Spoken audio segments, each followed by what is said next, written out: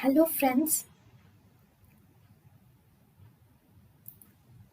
Welcome to Creative Medicine. In this lecture, we will learn about Now, gastric ulcer, but now malignant gastric ulcer. Right. In a malignant gastric ulcer, it is more commonly seen at the greater curvature of the stomach.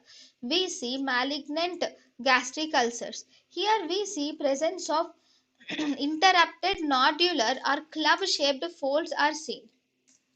With Lastman-Kirkling complex, you will see that in the gastric ulcer, which is malignant, you will see that there are nodules or club-shaped folds are seen in the malignant gastric ulcers, and this is called as Lastman-Kirkling complex.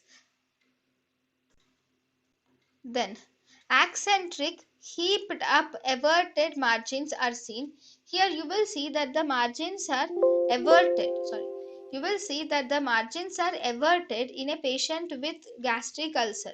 Accentric, heaped up, everted margins are seen in a patient with gastric ulcer, and mucosal rugae will stop at the ulcer itself, and even Carmen's meniscus sign is seen. In Carmen's meniscus sign there is meniscoid appearance is seen at the ulcer bed.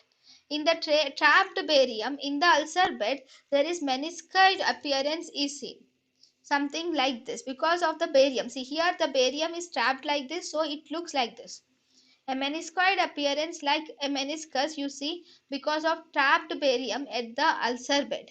And there is necrotic base will be seen, and for the it is because it is a malignant ulcer, there will be necrotic base, there will be no peristalsis, there will be no healing.